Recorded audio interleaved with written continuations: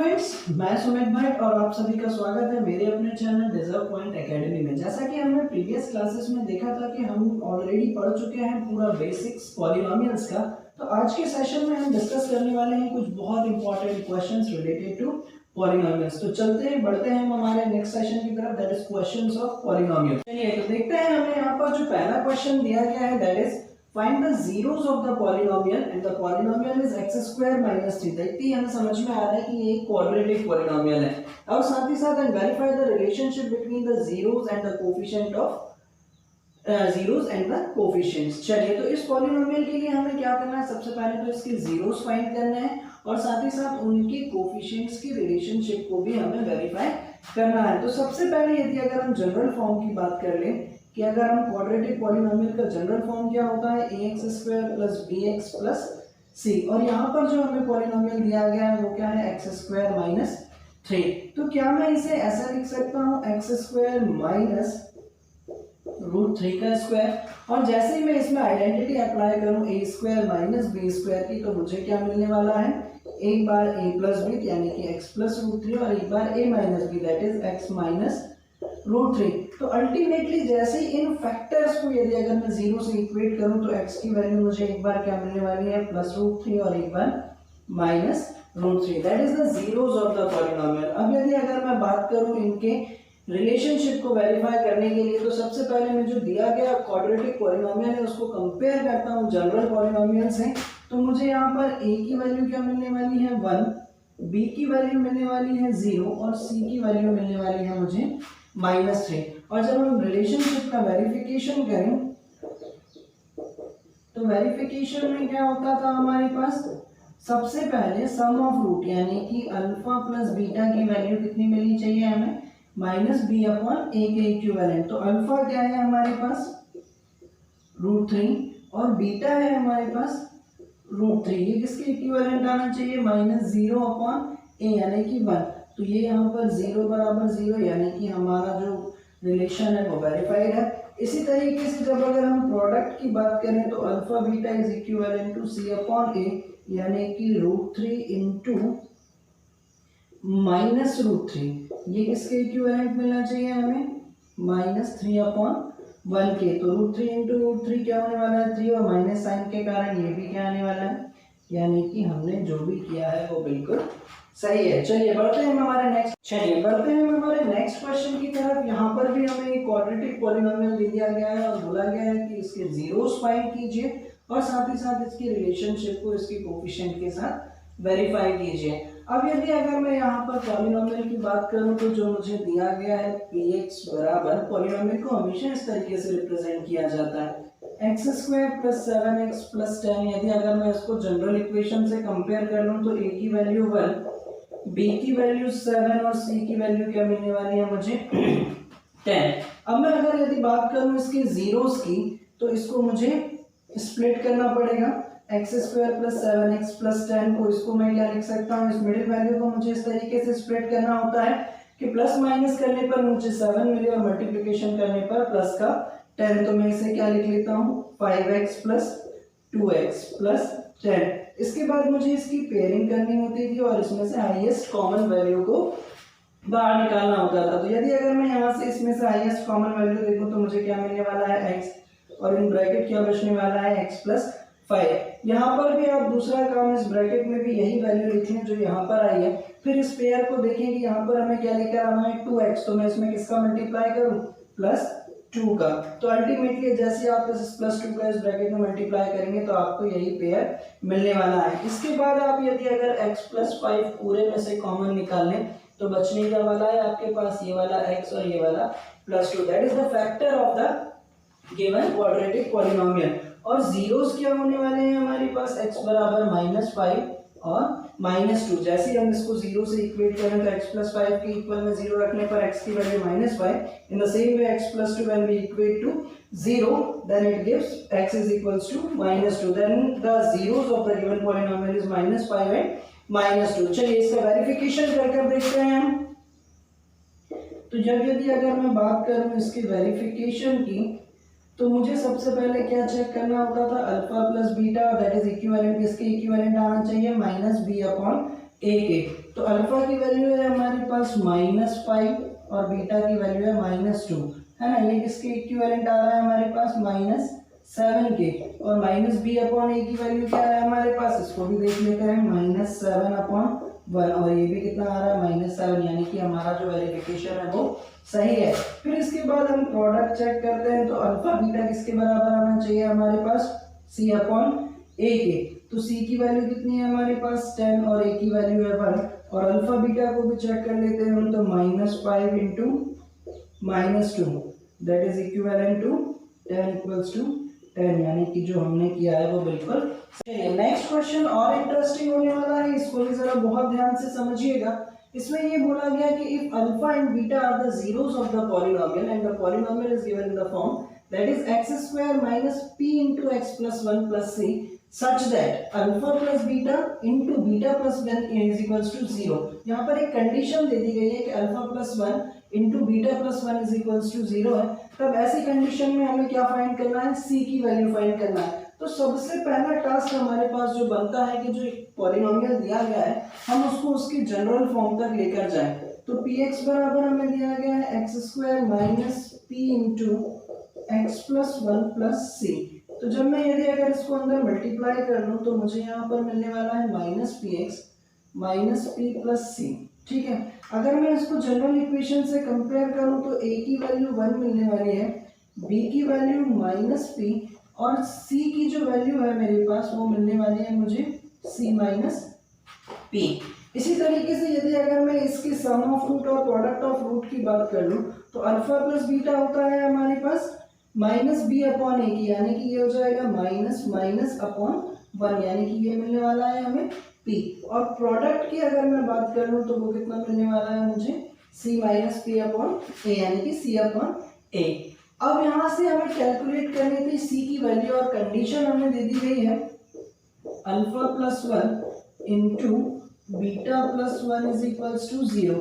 यदि अगर मैं इसको मल्टीप्लाई कर लूँ तो यहाँ मुझे मिलेगा अल्फा बीटा, इसको इससे मल्टीप्लाई करने पर अल्फा, इसको इससे मल्टीप्लाई करने पर बीटा और 1 का 1 से मल्टीप्लाई करने पर 1 इज इक्वल्स टू 0। तो अल्फा बीटा की जो वैल्यू थी मेरे पास वो कितनी थी, प्रोडक्ट की वैल्यू थी मेरे पास c माइनस p और अल्फा प्लस बीटा की वैल्यू थी मेरे पास कितनी थी, अल्फा प्लस बीटा यानी कि सम ऑफ रूट ये कितना था plus p plus 1 is equals to 0। तो इससे ये cancel, that is c is equals to -1। Here is the answer. तो c की वैल्यू क्या होने वाली है हमारे पास -1। चलिए बढ़ते हैं हमारा नेक्स्ट। चलिए ठीक, यहाँ पर हमें एक और क्वेश्चन दिया गया, if alpha and beta are the zeros of the quadratic polynomial that is x² minus 25 then form another quadratic polynomial whose zeros are alpha plus 1 and beta plus 1। चलिए देखते हैं ऐसी परिस्थिति में हमें क्या करना होता है। अब यहाँ पर यदि अगर हमें दिया गया पॉलिनोमियल क्या है x² minus 25, तो अल्टीमेटली मैं इसे क्या लिख सकता हूँ x² minus 5 का स्क्वायर। और यदि अगर जब मैं इसके भी फैक्टर करूं तो इसमें हमें आइडेंटिटी अप्लाई करने के बाद क्या मिलेगा x plus 5 x minus 5 that is a² minus b² is equals to a plus b and a minus b। तो ऐसी परिस्थिति में x प्लस 5 x माइनस 5 ये क्या आ गया हमारे पास फैक्टर्स। ठीक है, तो रूट्स क्या होने वाले हैं हमारे पास, x की वैल्यू एक बार हमें 5 और एक बार -5। ठीक है, तो अब यदि अगर हमें ऐसे पॉलिनोमियल को फॉर्म करना है जिसके रूट्स क्या है अल्फा प्लस 1 और बीटा प्लस 1, तो यहाँ से अल्टीमेटली हमें अल्फा की वैल्यू क्या मिली 5 और बीटा की वैल्यू क्या मिली -5। लेकिन हमें फॉर्म क्या करना है अल्फा प्लस 1 और बीटा प्लस 1 वाली वैल्यूज, है ना। यहाँ से यदि अगर हम देख लें तो अल्फा प्लस 1 की वैल्यू कितनी होने वाली है हमारे पास 5 प्लस 1, यानी कि ये कितना आ जाएगा 6। और बीटा प्लस 1 की वैल्यू क्या होने वाली है हमारे पास दैट इज -5 प्लस 1, यानी कि ये क्या होने वाला है -4। अब ऐसी परिस्थिति में जब हमें किसी भी क्वाड्रेटिक पॉलिनोमियल का फॉर्मेशन करना होता था तो हमने फॉर्मूला क्या डिराइव किया था x² minus sum of root, है ना, sum of root into x plus product, है ना, प्रोडक्ट ऑफ रूट। ठीक, तो यहाँ पर क्या आ जाएगा x² सम ऑफ रूट यानी कि 6 - 4 इंटू एक्स प्लस प्रोडक्ट में क्या आने वाला है 6 इंटू -4, तो ये हो जाएगा x² -2x और 6 into 4 -24। Here is the answer. चलिए बढ़ते हैं हम एक और इंटरेस्टिंग क्वेश्चन की तरफ। अब यहाँ पर हमें फॉर्म करना है एक क्यूबिक पॉलिनोमियल, है ना। अब क्यूबिक पॉलिनोमियल फॉर्म करने के लिए उन्होंने हमें यहाँ पर उसकी 3 जीरोस दे दिए गए हैं, that is alpha is equals to 3, beta is equals to -1 and gamma is equals to -1/3। अब क्यूबिक पॉलिनोमियल का फॉर्मेशन कैसे होता था, इसको जरा ध्यान से समझ लीजिएगा।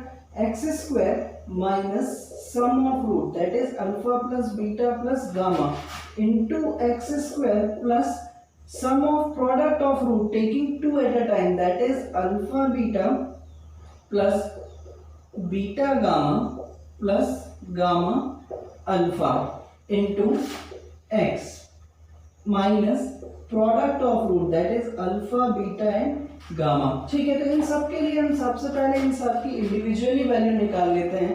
तो सबसे पहले यदि अगर मैं बात करूं alpha plus beta plus gamma that is sum of root, ये कितना मिलने वाला है हमें 3 -1/3 यानी कि 3 -1 2, तो ये हो जाएगा मेरे पास 2 -1/3। और इसको भी यदि अगर मैं सॉल्व कर लूँ तो LCM 3 और यहाँ पर 6 -1 यानी कि ये कितना आने वाला है मेरे पास 5/3। इसी तरीके से मैं इसका प्रोडक्ट निकालूं taking 2 at a time, alpha beta plus beta gamma plus gamma alpha. ठीक है, तो यहाँ पर क्या क्या मिलने वाला है जरा ध्यान से देखिएगा। 3 into -1 plus -1 into -1/3 plus -1/3 into 3, तो ये होने वाला है मेरे पास -3 प्लस 1/3 और यहाँ पर -1। इन सब का एलसीएम ले लें तो यहाँ पर कितना मिलने वाला है 3। यहाँ पर -9 प्लस 1 और ये इधर जाएगा तो -3, तो -9 सॉरी हाँ -3, तो -9 -3 -12 प्लस 1 यानी कि -11/3। ये आ गई मेरे पास सम ऑफ प्रोडक्ट ऑफ रूट। इसके बाद मुझे कैलकुलेट करना पड़ेगा अल्फा बीटा गामा, यानी कि ये क्या क्या होने वाला है 3 इंटू -1 इंटू -1/3, तो इससे ये कैंसिल हो जाएगा, -1 और -1 मिलकर क्या देगा हमें 1। अब यदि अगर मैं इसको यहाँ पर पुट करूँ इस पूरे फॉर्मूले में तो मुझे क्या मिलने वाला है x² minus alpha plus beta plus gamma की वैल्यू कितनी है हमारे पास 5/3 x² प्लस, है ना, alpha plus beta plus gamma, इसकी वैल्यू आई थी हमारे पास -11/3 x। ठीक, इसके बाद है अल्फा बीटा गामा, तो इसकी वैल्यू थी हमारे पास -1। आप चाहें तो इसको इतना भी छोड़ सकते हैं, अदरवाइज आप अगर इसका एलसीएम और ले लें तो बहुत अच्छी बात है। अगर इसका एलसीएम ले लें तो यहाँ पर बचेगा 3, तो ये हो जाएगा हमारे पास 3x² minus 5x² minus 11x minus 3। तो जो रिक्वायर्ड क्यूबिक पॉलिनोमियल है जो हमें मिलने वाला है, इस 3 को हम एलिमिनेट कर देते हैं क्योंकि ये 0 से जाकर मल्टीप्लाई हो जाता है, तो ये बचेगा हमारे पास 3x³ सॉरी यहाँ पर क्यूब आएगा by mistake, 3x³ minus 5x² minus 11x minus 3। ये है हमारे पास रिक्वायर्ड क्यूबिक पॉलिनोमियल। ठीक, बढ़ते हैं तो अगले सेगमेंट में हमें एक और बहुत इंपॉर्टेंट क्वेश्चन दिया गया है और इस टाइप के क्वेश्चंस आपके बोर्ड एग्जाम्स में बहुत पूछे जाते हैं, तो इसको जरा बहुत ध्यान से समझिएगा। यहाँ पर ये बोला गया कि डिवाइड द पॉलिनोमियल, एक पॉलिनोमियल दे दिया गया है जिसको एक और पॉलिनोमियल से हमें डिवाइड करना है और साथ ही साथ उसकी डिवीजन एल्गोरिथम को भी हमें वेरीफाई कर बताना है। तो ऐसी परिस्थिति में हमें 2 पॉलिनोमियल्स दिए गए हैं दैट इज px और gx, साथ ही साथ इनको डिवाइड करने के बाद हम इनका क्वोशिएंट और रिमाइंडर को फाइंड करने की कोशिश करते हैं। चलिए ठीक, तो इसको डिवाइड करने के लिए सबसे पहले मैंने यहाँ पर ले लिया डिविडेंड दैट इज px और यहाँ पर मैंने ले लिया डिवीजन दैट इज gx। तो सबसे पहला टास्क मेरे पास क्या होता था, मुझे यहाँ पर 6x⁴ लेकर आना है, तो मैं इसमें किसका मल्टीप्लाई करूँ, तो ऑब्वियसली मुझे यहाँ पर किसका मल्टीप्लाई करना पड़ेगा 6x स्क्वायर का।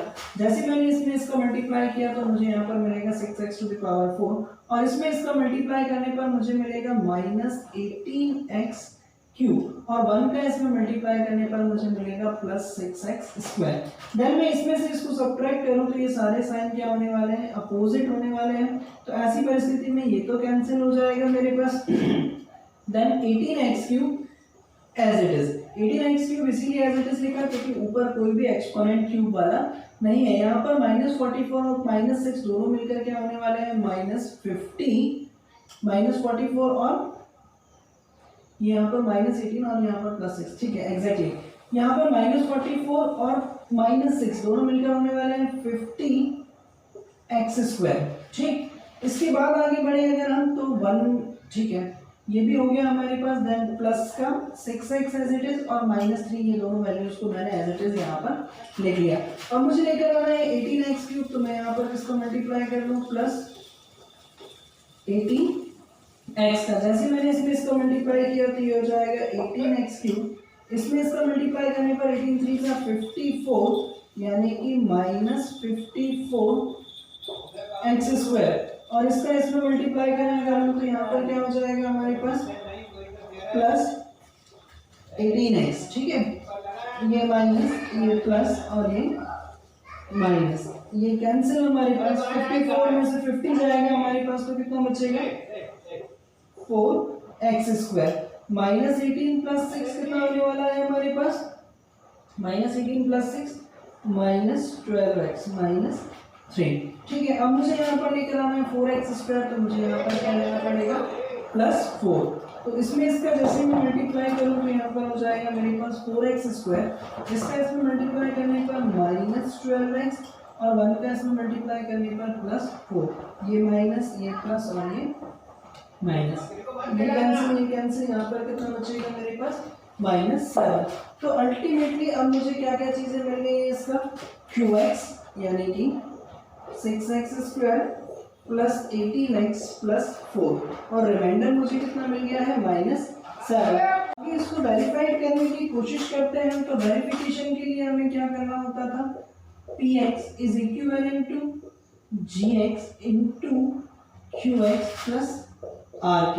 तो यहाँ पर ऐसी परिस्थिति में हम इसका RHS ले लेते हैं और gx क्या है हमारे पास x स्क्वायर -3x + 1 और qx क्या मिला है हमें 6x स्क्वायर +18x +4 और साथ में क्या ऐड करना है हमें, रिमाइंडर को यानी कि -7। चलिए बढ़ते हैं हम आगे।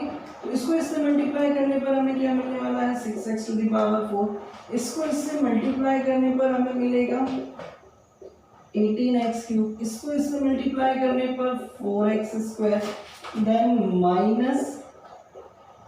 -18x क्यूब, इसका इससे मल्टीप्लाई करने पर -54x स्क्वायर, इसका 4 से मल्टीप्लाई करने पर -12x, then 6x square +18x +4 -7।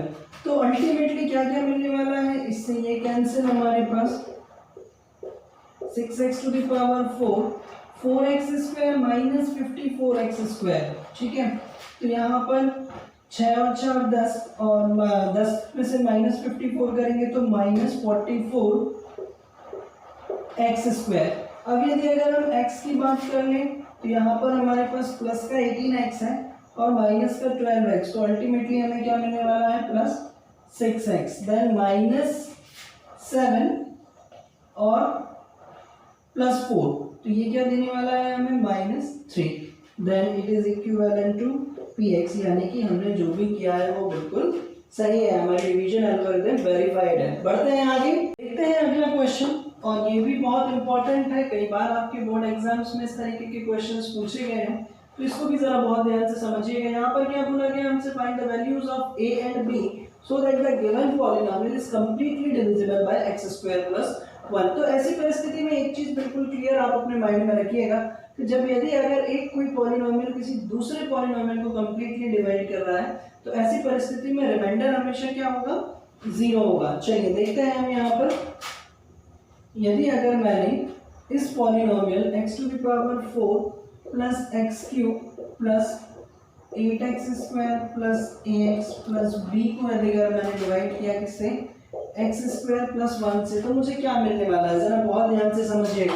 सबसे पहले टास्क मुझे यहाँ पर x टू द पावर 4 लेकर आना है, तो मुझे इसमें किसका मल्टीप्लाई करना पड़ेगा, x² का। जैसे मैंने इसमें इसका मल्टीप्लाई किया तो यहाँ मुझे मिलेगा x टू द पावर 4, 1 का इसमें मल्टीप्लाई करने पर x²। आप हमेशा सेम एक्सपोनेंट को उसके नीचे ही लिखेंगे, यानी कि x² को x² के नीचे, देन सबट्रैक्ट करें तो इन सब के साइन अपोजिट हो जाएंगे, ये कैंसिल, ये x³ प्लस का as it is 8x² minus x², यहाँ पर बचने वाला है 7x², then plus ax plus b, ये मैंने एज इट इज यहाँ पर लिख लिया। अब मुझे लेकर आना है x³, तो मैं इसमें किसका मल्टीप्लाई करूँ, प्लस x का।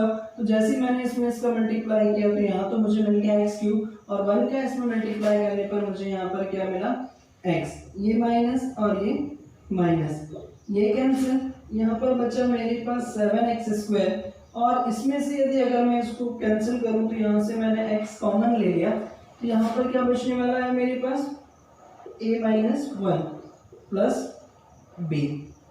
ठीक है, बढ़ते हैं आगे। अब मुझे यहाँ पर लेकर आना है 7x², तो मुझे यहाँ पर क्या लेना पड़ेगा, प्लस का 7। जैसे मैंने इसमें इसको मल्टीप्लाई किया तो ये तो हो गया 7x², और 1 का इसमें मल्टीप्लाई करने पर मुझे क्या मिला, प्लस 7। ठीक है, तो ये माइनस और ये माइनस, अल्टीमेटली ये तो कैंसिल हो गया, यहाँ पर बचा x इंटू a-1 प्लस यहाँ पर बच गया मेरे पास b-7। अब क्योंकि इस पॉलिनोमियल से ये वाला पॉलिनोमियल कंप्लीटली डिविजिबल था according to question, that means remainder जो है वो किसके बराबर आना चाहिए, 0 के बराबर आना चाहिए। तो मैं जैसे ही इनको इक्वेट करूं 0 के, तो x इंटू a-1 के इक्वल में 0 रखने पर a की वैल्यू मुझे क्या मिलने वाली है, 1। सिमिलरली एक बार यदि मैं b-7 के इक्वल में 0 रखूं तो b की वैल्यू मुझे क्या मिलने वाली है, 7। So here is the answer, a is equals to 1 and b is equals to 7. Clear? बढ़ते हैं हमारे नेक्स्ट सेगमेंट में, जहाँ पर हमें एक और क्वेश्चन दिया गया है और उसमें ये बोला गया है कि दो पॉलिनोमियल दिए गए हैं और ये बोला गया है कि यदि अगर एक पॉलिनोमियल दूसरे से कंप्लीटली डिविजिबल होने के लिए हमें इस पॉलिनोमियल में क्या ऐड करना पड़ेगा। ठीक है, दैट इज, यानी कि पहला पॉलिनोमियल हमें ये दे दिया गया है और दूसरा पॉलिनोमियल हमें ये दे दिया गया है। अब ये बोला गया कि यदि अगर हम इस पॉलिनोमियल को इस पॉलिनोमियल से इस पॉलिनोमियल को कंप्लीटली डिवाइड करना चाहते हैं तो हमें इस पॉलिनोमियल में और क्या ऐड करना पड़ेगा। चलिए देखते हैं जरा। तो सबसे पहले मैं दिए गए पॉलिनोमियल यानी कि 4x to the power 4 plus 2x cube minus 2x square plus x minus 1 को डिवाइड करता हूँ किससे, x square plus 2x minus 3 से। तो ऐसा करने पर देखते हैं हमें क्या मिलने वाला है। तो यहाँ पर सबसे पहले मुझे लेकर आना है 4x टू द पावर 4, तो मैं इसमें किसका मल्टीप्लाई कर लूँ, 4x स्क्वायर का। जैसे मैंने इसका मल्टीप्लाई किया तो यहाँ पर 4x टू द पावर 4, इसमें इसका मल्टीप्लाई करने पर 8x क्यूब और इसमें इसका मल्टीप्लाई करने पर माइनस 12x स्क्वायर, ये माइनस और ये प्लस। अल्टीमेटली क्या मिलने वाला है, ये तो कैंसिल हमारे पास, माइनस 8 प्लस 2 यानी कि minus 6x cube plus 12 minus 2 यानी कि plus 10x square plus x minus 1। आगे बढ़ते हैं हम यहाँ पर, तो ये कितना हो जाएगा, माइनस 6x क्यूब, इसमें किसका मल्टीप्लाई करना पड़ेगा हमें, माइनस 6x का। तो ऐसा करने पर ये माइनस 6x क्यूब, इसका इसमें मल्टीप्लाई करने पर माइनस 12x स्क्वायर और 3 का इसमें मल्टीप्लाई करने पर प्लस 18। ठीक है, माइनस 3 माइनस 6 मिलकर क्या मिलेगा, प्लस का 18x। ठीक है, तो ये प्लस और ये माइनस, ये कैंसिल, 12 प्लस 10 कितना होने वाला है, 22x स्क्वायर और 18 माइनस और ये प्लस x, तो यहाँ पर बनने वाला है हमारे पास माइनस 17x। ठीक है, तो आगे बढ़ते हैं हम, और क्या रह गया था यहाँ पर हमारे पास, माइनस का 1। तो अब हमें यहाँ पर लेकर आना है 22x स्क्वायर, तो यहाँ पर हमें क्या लेना पड़ेगा, प्लस का 22। और जैसे ही हमने यहाँ पर 22 लिया तो ये 22x स्क्वायर 2 का इसमें मल्टीप्लाई करने पर प्लस का 44x और 3 का इसमें मल्टीप्लाई करने पर माइनस 66। ये माइनस और ये प्लस, अल्टीमेटली ये कैंसिल। तो यहाँ पर ये कितना होने वाला है हमारे पास 44 प्लस 17 यानी कि माइनस 61x और 66 में से -1 होगा तो यहाँ पर बचेगा प्लस का 65। अब जरा एक बात को बहुत ध्यान से अपने दिमाग में रखिएगा, यदि अगर मुझे यहाँ पर gx से px को कम्प्लीटली डिवाइड करना है तो रिमाइंडर क्या होना चाहिए था मेरे पास 0। तो ऐसी परिस्थिति में रिमाइंडर को 0 बनाने के लिए मुझे इसमें क्या ऐड करना पड़ेगा, रिक्वायर्ड पॉलिनोमियल है ना, रिक्वायर्ड पॉलिनोमियल जो मुझे इसमें ऐड करना है, required polynomial add to make px is completely divisible by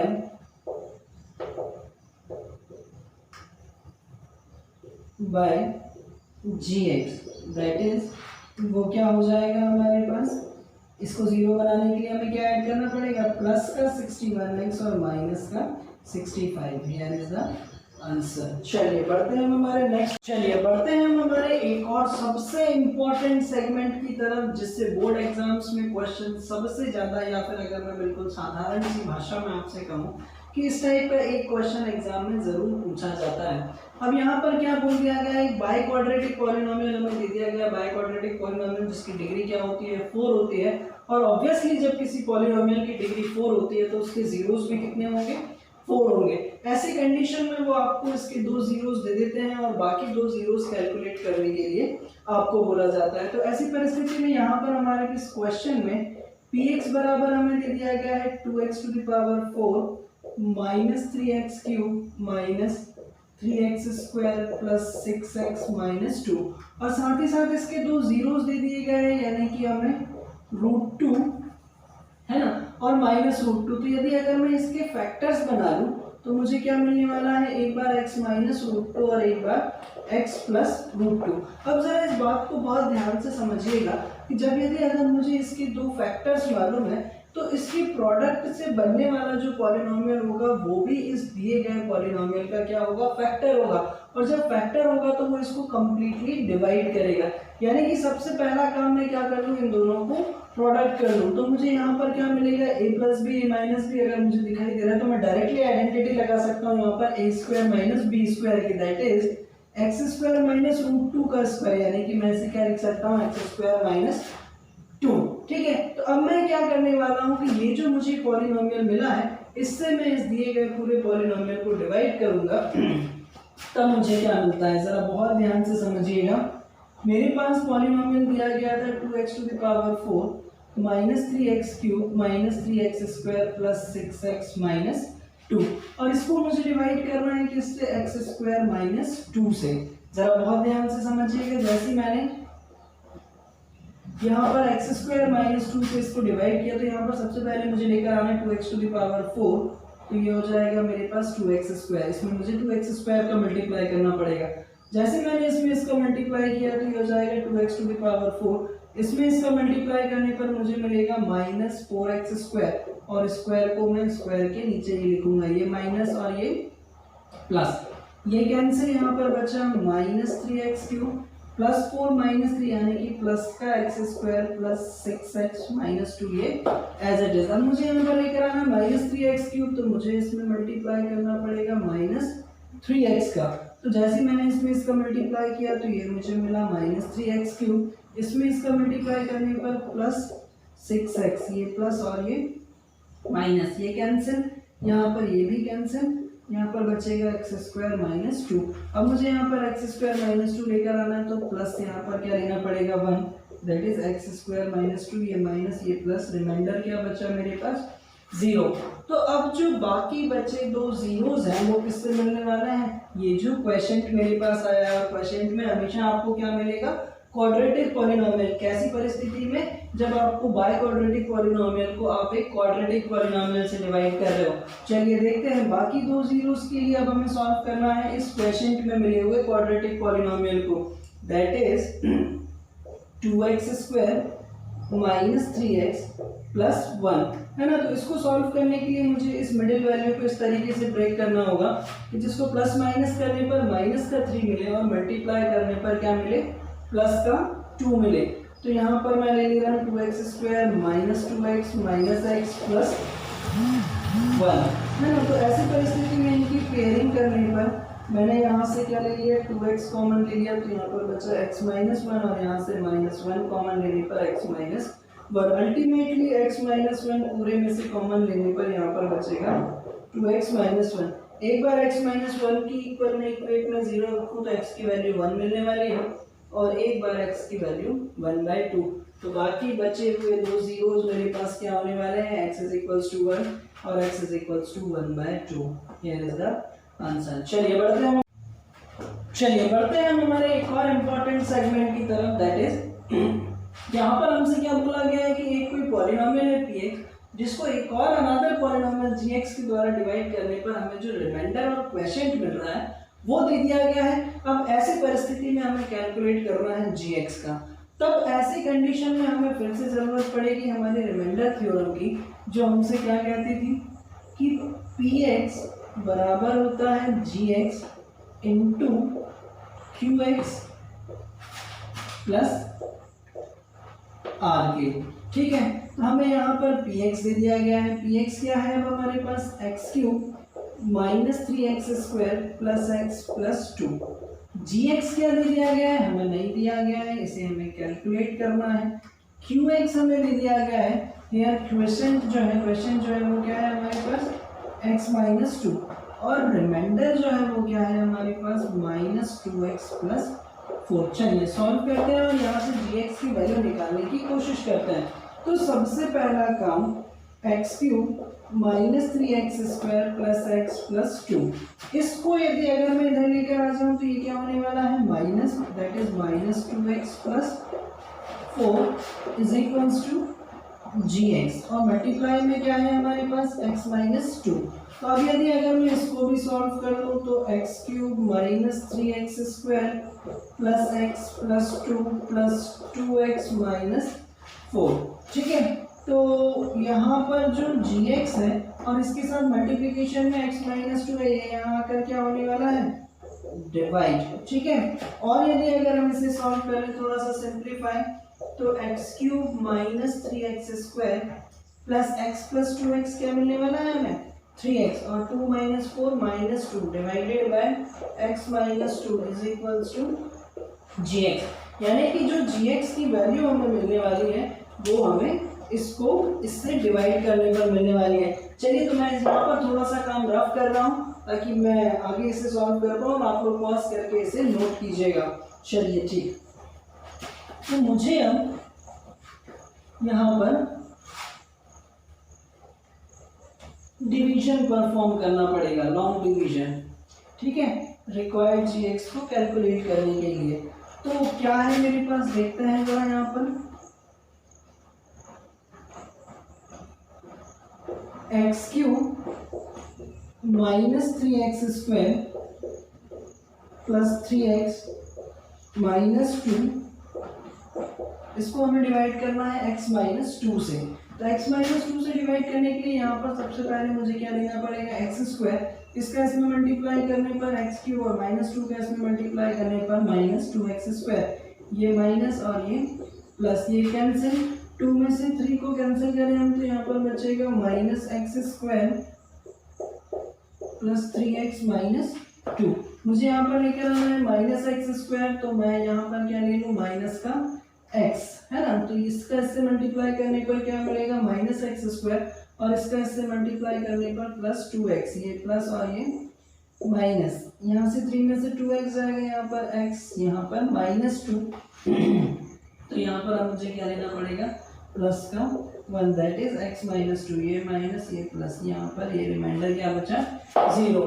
that means required g x जो है वो हमारे पास क्या होने वाला है, x square minus x plus one. Here is the answer. I hope आप लोगों को ये सारी चीज़ें बहुत अच्छे से समझ में आई होंगी। चलिए मिलते हैं हम हमारे नेक्स्ट सेशन में।